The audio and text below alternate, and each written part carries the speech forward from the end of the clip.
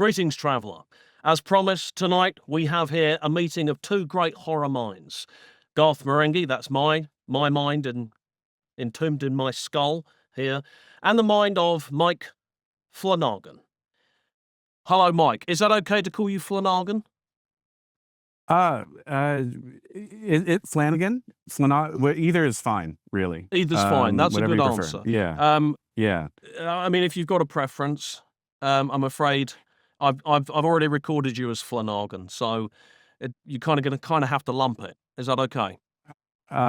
Sure. Okay, Sure. so Mike Flanagan, mhm. welcome. This is a symposium of two great horror minds. Now, my background speaks for itself, hundreds of fantastic horror novels, and you have, you have an oeuvre. This is what we said, the horror auteurs, like myself and like your good self, we have oeuvres. My oeuvres include lots of novels. I won't bore the audience with that now, but the sheer number of films and television programs you have made, it's a proper oeuvre, Mike, and they include, let me just check, I got these on IMDb earlier, they include Absentia. Is that how I pronounce that, Mike? Absentia. Absentia, Oculus, Hush, Before I Wake, Ouija, Origin of Evil, Gerald's Game, Dr. Sleep, The Life of Chuck, Haunting of Hill House, Haunting of Bly Manor, Midnight Mass, Midnight Club, Fall of House of Usher, and currently, I believe, Carrie. That's right. And yes, we're doing Carrie right now. You're in the middle of filming that at the moment, I believe. Yes. How yes. dark is it getting?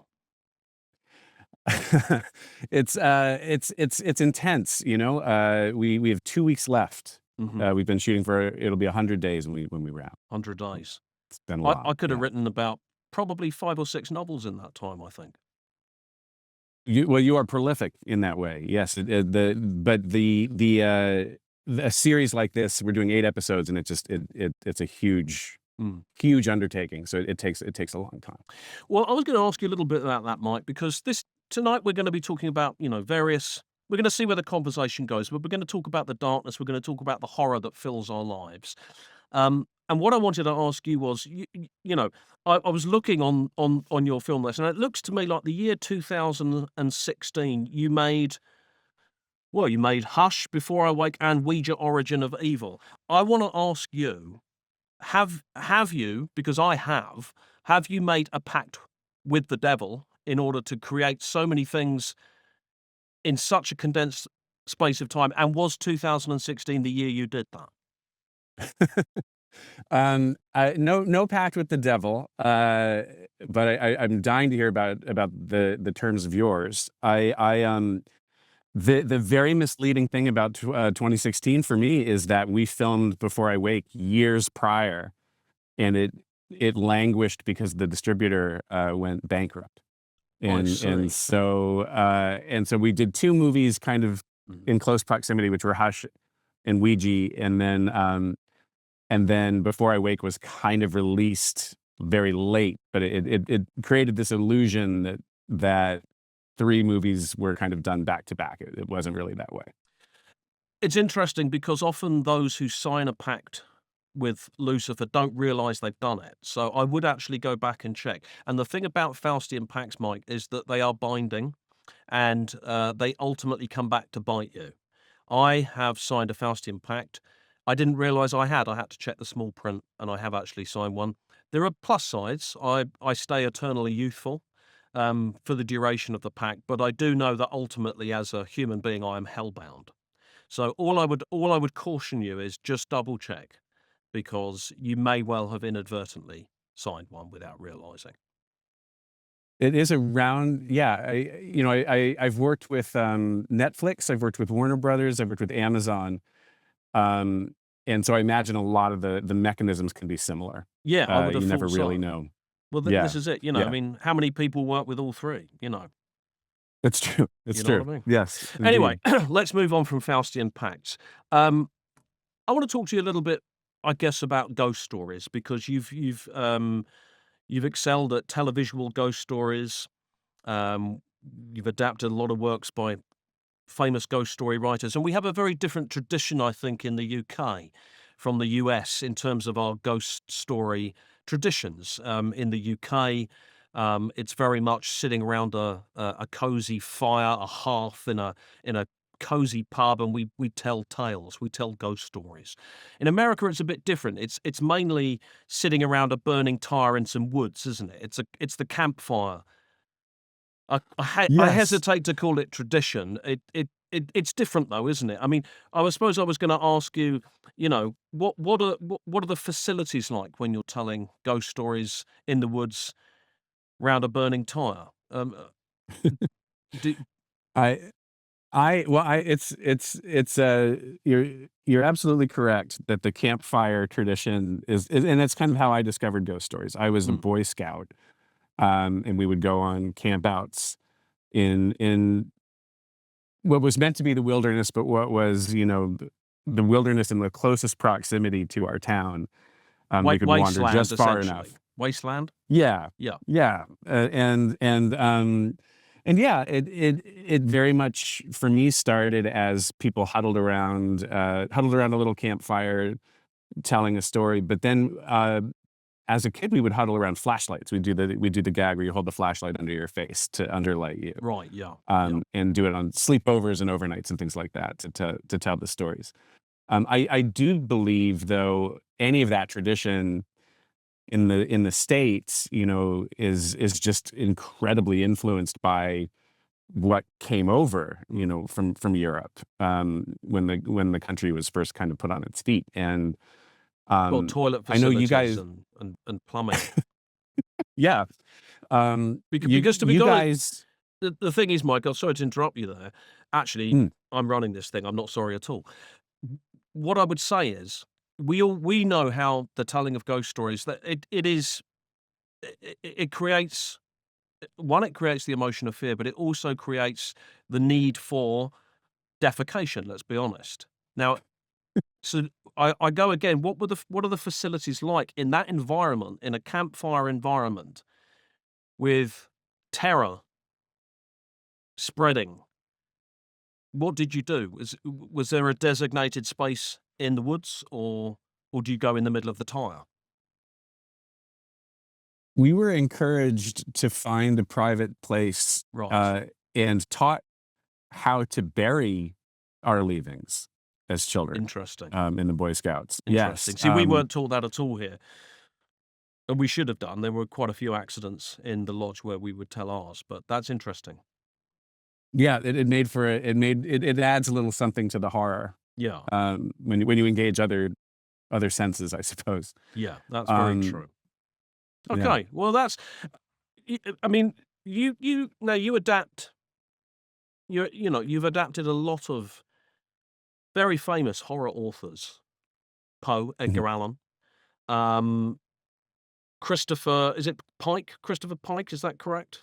And That's correct. that was Midnight Club, I believe. Yes, sir. Um, and Yes. of course, Mr. Stevie King, no less.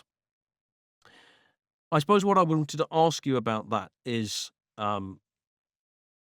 why his books? And more importantly, why not my books? The thing that I've always loved about Stephen King, um, is that he grounds his horror in such a sense of Yeah, character. no, forget He's that. such a Forget what. Let's cut to the second part. Why not my books? I I would be very fascinated to approach the process of adapting a Garth Marenghi Mhm. novel. I imagine it would be, different than any other kind of, adaptation process that I'm familiar with. Yeah. I think, I mean, you it's wouldn't be interesting. directing it, Yeah. Mike. I would be directing it. So you would want me to adapt just to Bankroll do it. the writing? Bankroll it, essentially. Just adapt it financially. Yeah. Yeah. I think one of the things that is interesting to me is when you look at any kind of story you're considering adapting, what is it about, kind of with Can be the about hook of anything, it? What's crabs or whatever you want. I've got a horror novel about a crabs? carpet tile that if you trip on it sends you into the bowels of hell. Mhm. Anything. Can be anything. But that's a great point, because when we approach a story, there are kind of two questions about what it is about. What is it about as the log line, the crabs or the carpet tile, for example. But then what is it about underneath? What is it truly about? Is it about It's about a addiction? Is it carpet about tile. It's about a carpet Mm. tile, a killer carpet tile. I think from my perspective, it's when you have a story that can answer both of those questions in a really interesting way. The carpet tile represents A carpet tile, trauma. but Mm. right, okay. Yeah, that if I you suppose it can get does. I suppose it does, in a way. beneath, Trauma of whoever's gonna trip on the carpet tile and end up in hell, that is traumatic. it would be. I'm certain of that. I think the challenge is when you get past that surface level of plotting, or The what floor, that the log line surface is. level of the floor, yes, on which the carpet tile is Right. situated. If you can get beneath the surface, and kind of find what thematically, Well, the it's story hell is beneath the really surface. The hell is underneath the floor, and the carpet right. tile is sort of blocking the entrance to it, but when it trips you, you fall into a hole through the floor into hell. I I can't argue with any of that. I think maybe the biggest challenge, to the reason I haven't been able to finance one of your adaptations yet, the industry has undergone such seismic changes in the last couple of years Oh, that yeah, I'm sure. don't I know Yeah, it, yeah. yeah, I had a yeah. film that I was hoping to make Bitchfinder General, and no one will finance that. It's Have about you an outbreak workshopped? about an outbreak of, downward erections in rural 17th century, England during the Civil War. Hmm. Um, so this is a wonderful way to kind of illustrate the point. On the outside, Mm. it's about an outbreak of, you said, downward Yeah, they erections. point downwards. They point. They're still erect, but pointing down. Downwards, and the spermatozoa burrow through the Earth's crust and impregnate hell demons, which then come up and attack. It's, It's terrifying, isn't it? it is. I think. What would you say, beyond the plot? What is it actually kind of talking about underneath it? An outbreak Is it a of toxic uh, masculinity? Is it kind of the oppressive societal structures of that time, the patriarchal kind of? it's No. more about an outbreak of downward erections in rural 17th Mm. century England during the Civil War. That's Hmm. really what it's about. And no takers? Not so far, no. Hmm. But anyway, mull that one over. Mull that one Yeah, over. I don't know that I'll ever be able not to. I Mm. think it's we are in a very exciting time right now in the business, because whereas whereas for the last decade or so, all the pressure was on adaptation. It was find intellectual property, find IP that can be exploited and adapted. I'll take your word It on that. does it it does seem very much that currently, because of movies like Sinners and Weapons, that did very, very well this past year, Mhm. the paradigm is shifting to original content, and to trying to find stories that aren't adapted from an existing novel, from an existing comic book, from anything like that. They're looking for things that haven't existed in any other medium, Okay. um, which I'm sure is just, it's these seasons happen in the business, but I'm sure that that's probably why you're running into Into trouble. into an issue there. Yeah. Well, yeah, there's lots of reasons. I don't really like actors that much anyway. Um, what I was gonna ask you about that, actually, let's talk about, so you work a lot with actors. Um, Mm. let's talk about raging on set, okay? How often do you rage on set? Because I do it a lot. When I directed Darkplace, I would often rage. I would rage, well, really from the moment we got on set to the moment we got off, and then beyond and into the evening. How does raging solve issues? Do you rage, or are you a nice director? I have tried very hard to go the other way, to be Rage even honest, more. and no, rage none. Rage none at okay, all. okay. Yeah. I've found that it's been more productive and effective to view everybody on the set as a collaborator in A the art that we're. collaborator. A Yes, collaborator. absolutely. Down to the production assistants, down to the TADs, down to, Right.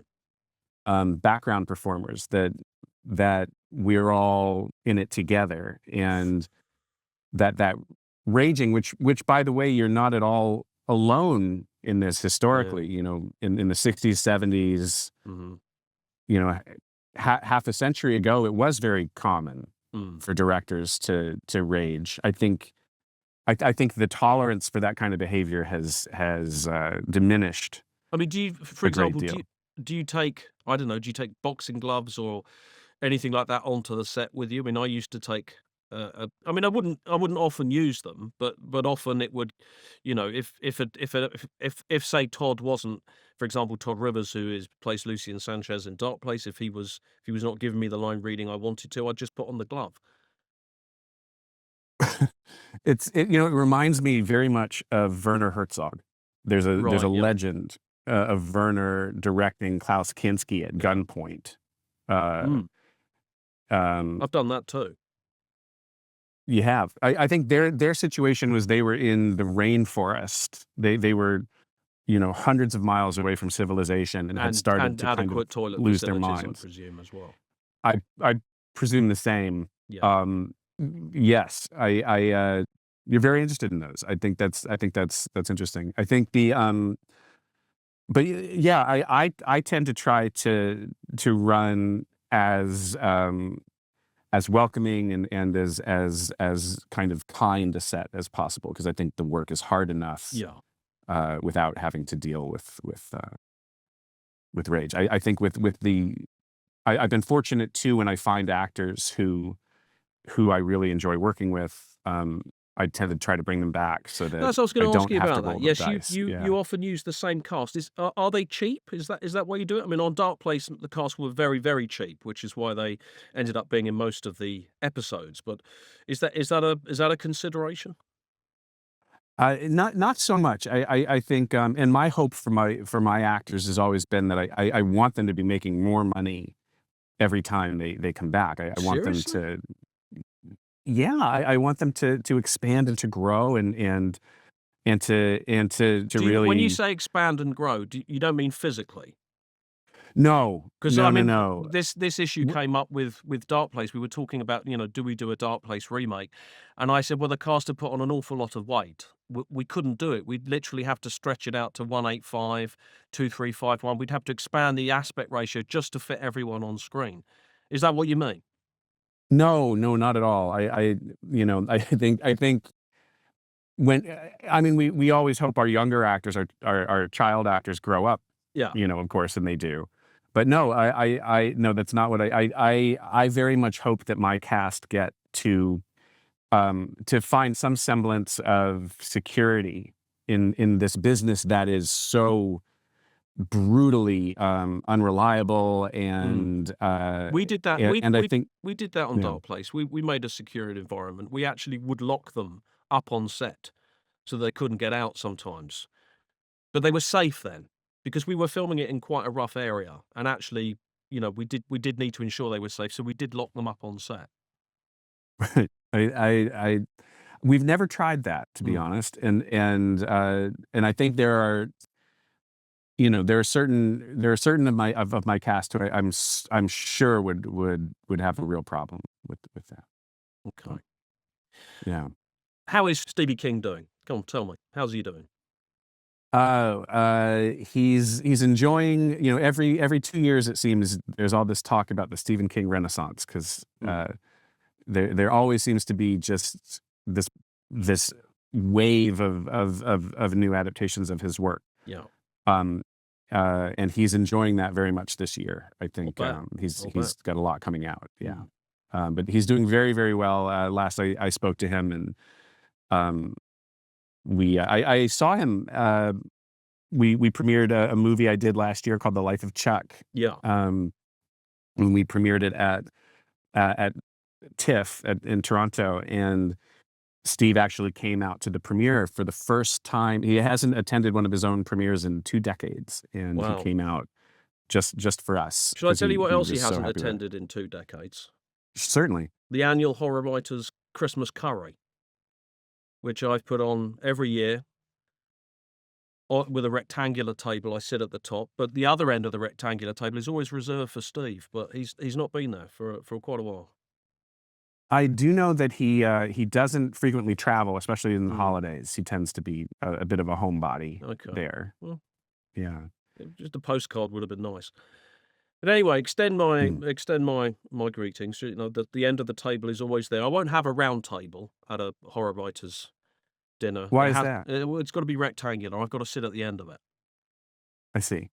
And with a round table, you'd never know who is at the end of it. Well, who's hosting? Who's hosting? Right. You don't know, do you? Of course. Right. You know?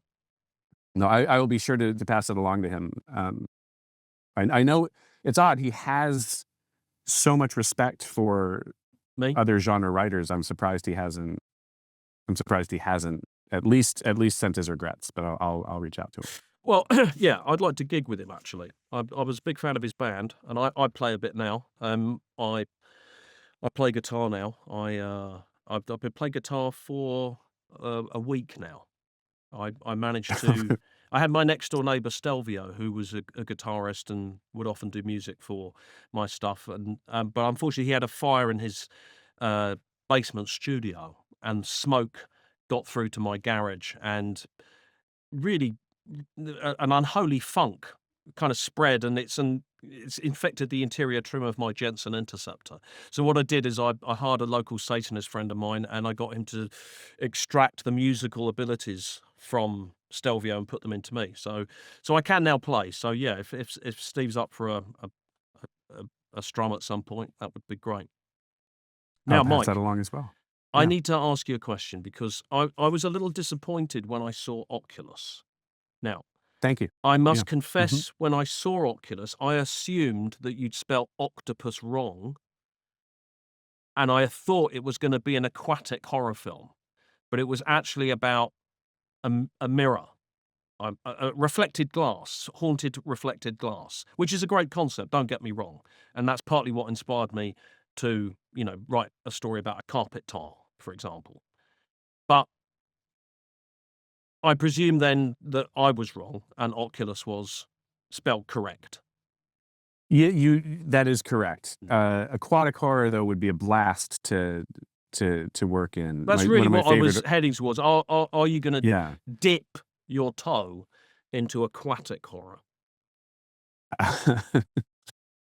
Well, my favorite horror movie growing up, which is an entry-level horror movie, I do consider it a horror film, that was Jaws. And so doing some kind of fantastic aquatic horror would be wonderful. I think it would just have to be the right story, because I think it's one of those subgenres that's been relatively exhausted. Jaws defined and then broke the genre. Have you read Yeah. my Killer Haddock series? I haven't. I've written 5 Killer Haddock novels. 5. One of which yeah. you could look at. I would love to. I would absolutely love. I would love to. What's the hook? What's the logline for Well, it? the hook is only at the end. That's kind of how the haddock is killed ultimately.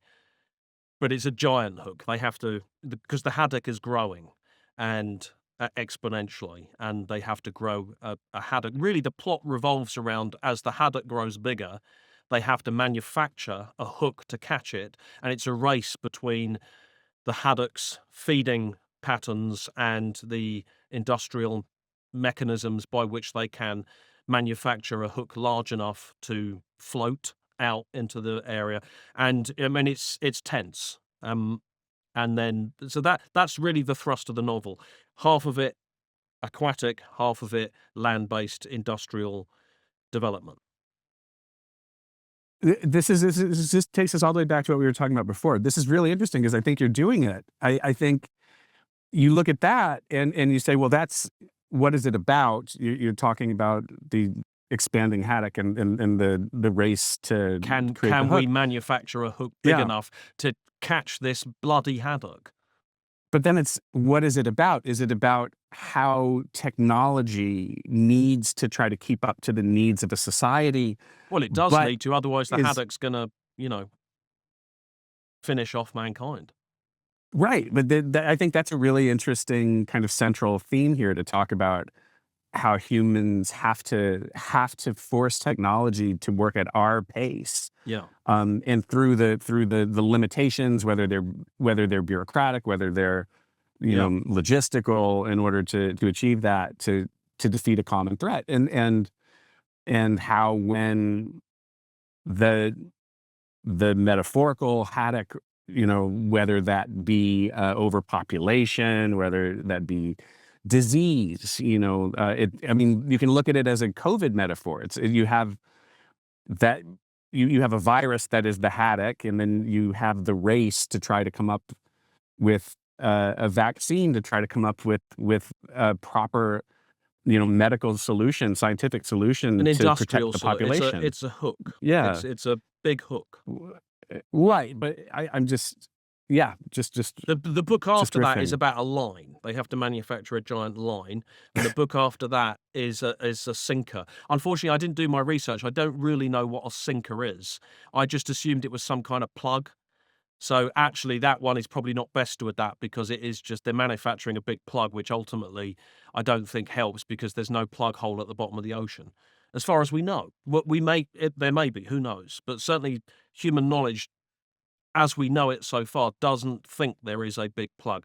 Actually, I should just write another one in which they do discover a plug hole with a plug in it, and then, Mike, the giant haddock pulls the plug out, and the sea starts to whirlpool away, and suddenly the oceans are going down the plug hole. Now, that's my idea, by the way. But if you want to film it, Absolutely, that's your idea.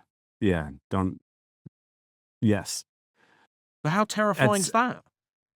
How It's very- terrifying! The oceans of the earth are going down Yeah. a plug hole. And It's- what's worse than that is the water is potentially going to drown out the fire in the center of the earth. Then we're just a husk. This is great. I A think husk. similarly, it's, if you're using the oceans going down the giant plug hole, Mhm. to talk about, to talk about climate change, and to talk about the environmental challenges Right. Okay.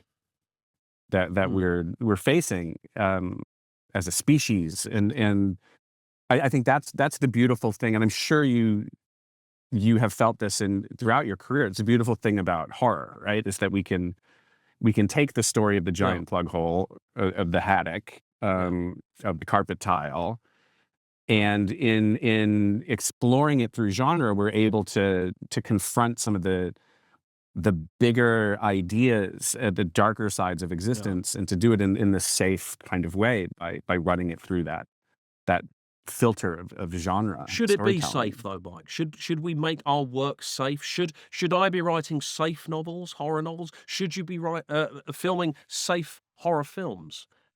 It's just, I mean, it's a kind of a, I don't necessarily need an answer. It's just it's kind of a rhetorical question. Should we? Well, I just mean physically. I mean, you're safe in the theater while you watch it. I think, the ideas can be dangerous and revolutionary, and that sometimes that's some of the most exciting storytelling there is, right? Is an idea that affects such great change, that it can shift, the course of history, and maybe that's what we're reaching for, right? Is to try to tap into a story, to try to tap into a moment that can make that shift, even if it's in one person, and to really make a change. That's a wonderful opportunity we have as storytellers. I'm not sure I agree with you about making cinemas safe necessarily. I think sometimes you get, like William Castle would put little buzzers under the seats and Yeah, the tingler yeah, and things like that. Yeah, yeah. I think just lock the fire exits. So you think it should be physically dangerous inside the theater? Just an idea. Well, Just an idea. Anyway, Mike.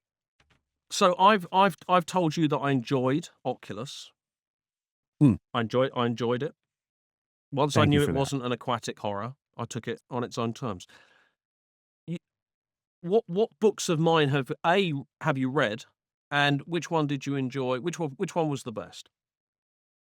Well, I will always be. I mean, Darkplace for me got everything started, and I first came to your work because I saw the documentary, I saw the show, but So very you'd honestly, single out Darkplace.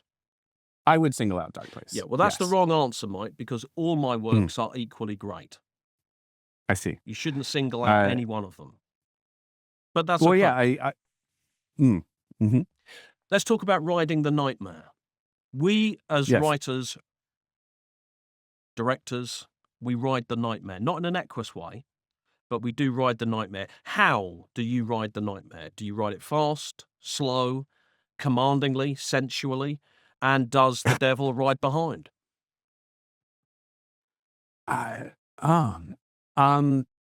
It's I'm fascinated by the way you see the creative process, and it's such a visceral kind of way to view it.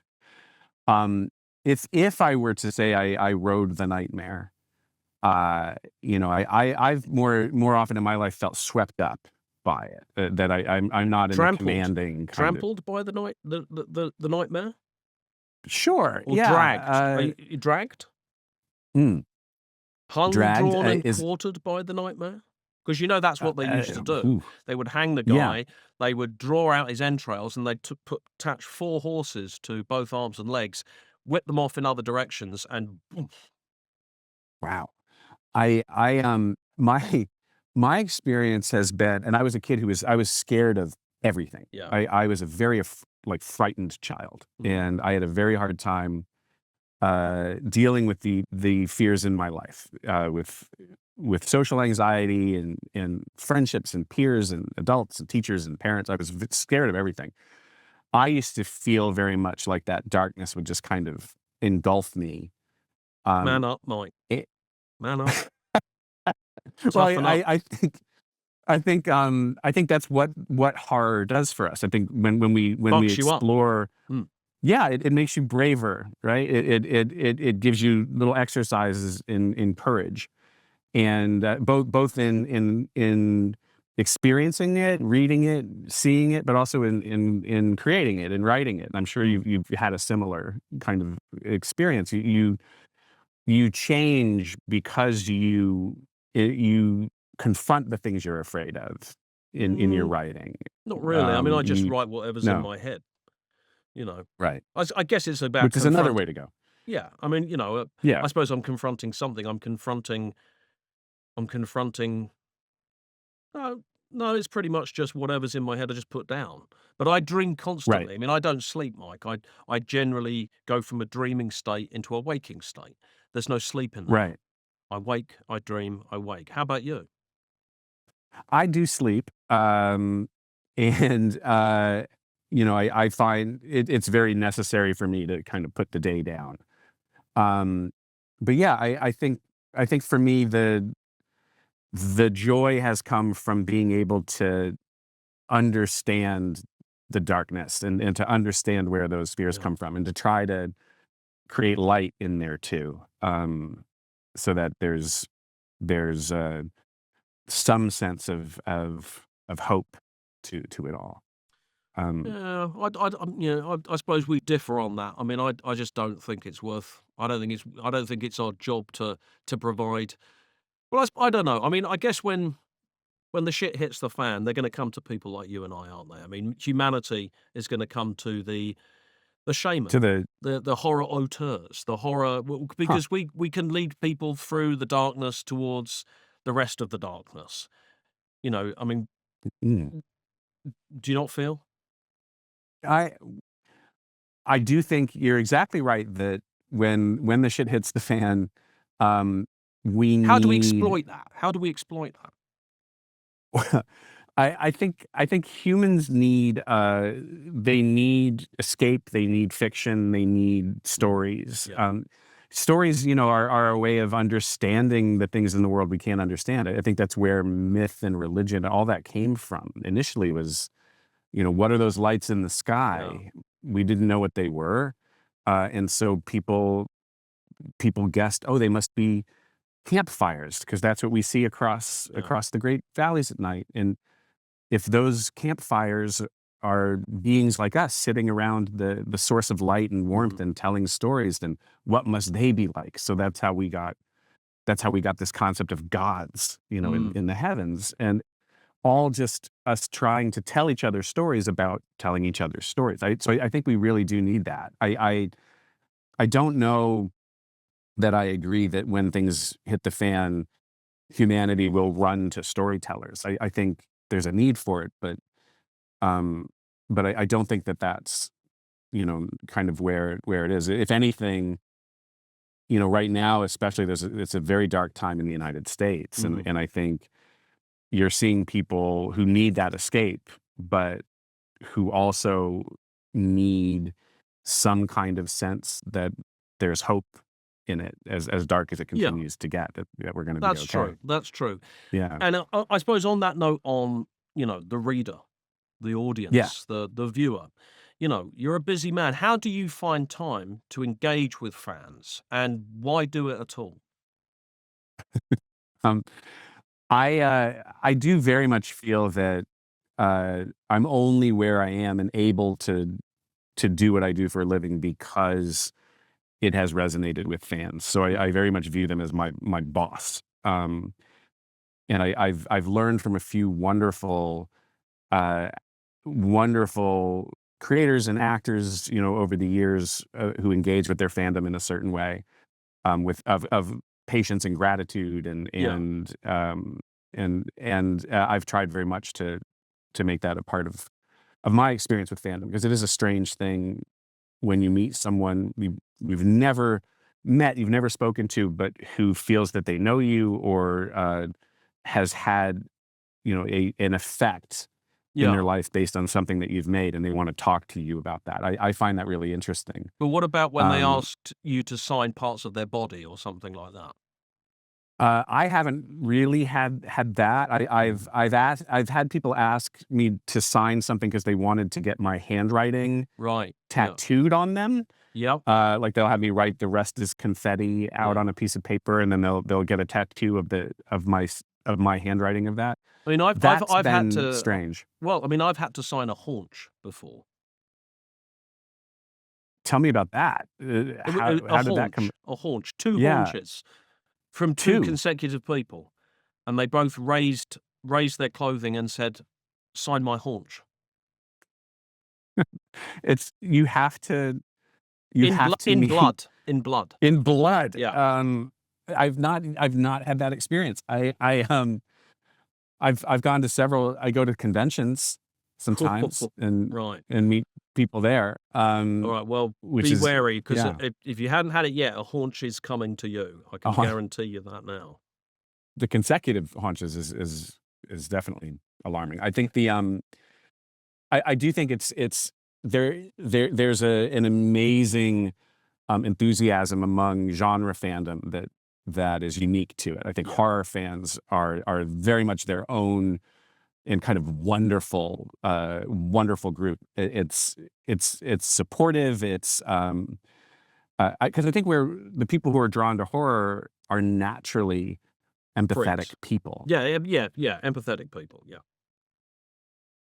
and so and that's, I think, why they're comfortable kind of looking into the darkness and Yeah, and that's true. exploring that. But outside of it, it's some of the most kind of lovely and humanistic people you're going to find, and who are so enthusiastic about the genre itself and their place in it. Yeah. I've always very much enjoyed that. Occasionally too enthusiastic, but I take your point. Yeah. Yeah. Okay. Yeah. So, Mike, look, this has been an absolutely fantastic chat with you.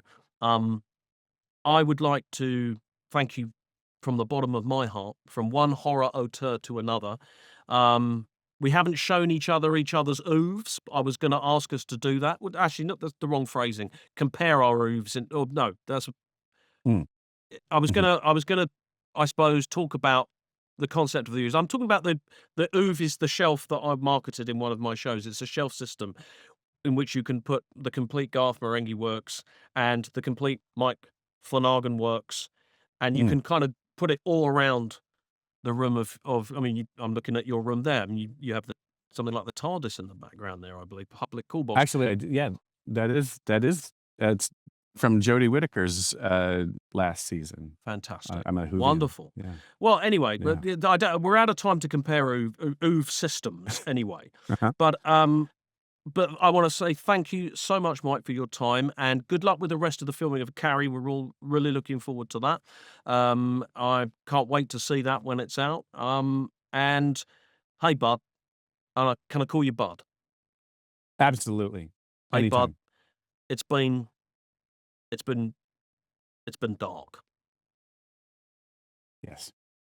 It's always a pleasure, Mr. Marenghi. Always. Take care, my friend. All the best to you. And to you. Ladies and gentlemen, please put your hands together at home for Mr. Mike Flanagan. Flanagan. It's for you, Mike. Thank you. Thank you. Wow. It's like, there's a couple of people standing up now. I was gonna say it's like Cannes Film Festival. Yeah. Levels. Wonderful. Yeah.